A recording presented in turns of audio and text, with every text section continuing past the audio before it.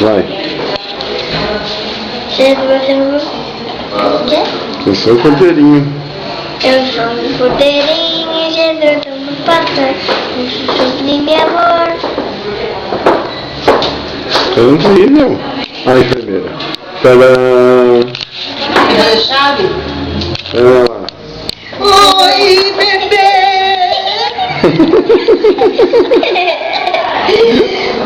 Você tá doente, bebê! Viu? Canta aí, eu sou um cordeirinho. Cordeirinho, Jesus do meu pastor, um sublime amor, e Jesus do meu pastor. O que eu, né? E era uma música do meu pastor. Eu sou um cordeirinho, Data. Jesus do meu pastor, um sublime Não dá pra ver a amor. data. Sublime amor é todo o prazer é Não dá pra ver a data. Quarta-feira, 2 de março, 0 horas e 48. Nossa, não dá pra ver.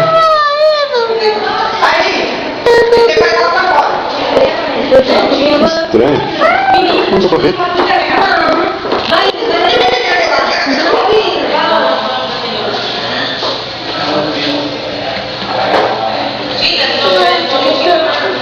Eita, vem, dona Sara.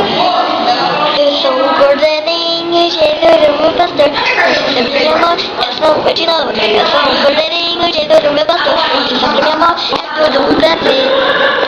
É só me sarar, é tudo me ensinar, é só pra lá, é só pra cá, é só ir te abraçar, todo mundo vai pra ver, todo mundo é festa, tudo é uma coisa de fazer, todo milhão, todo de prazer. Tudo é um prazer, Deus me cordeirinho. É, trabalha nesse negócio aí. É cordeirinho. Não tem pra mim, não. É cordeirinho, é cordeirinho.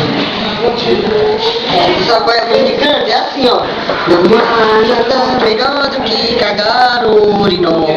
A gente senta na beirada do pini, parecendo de jeito rico e botar. Arreia as calças, estica a veia no pescoço, caiu a fina e cagar grosso. É bom, meu. Eu não conhecia essa, hein? Da hora. Vem que você tá bandeando com a perna só. Vem dessa forma, vem dessa forma. Uma bandeira com a perna só. A carta, um dia a carta vai fazer o bico.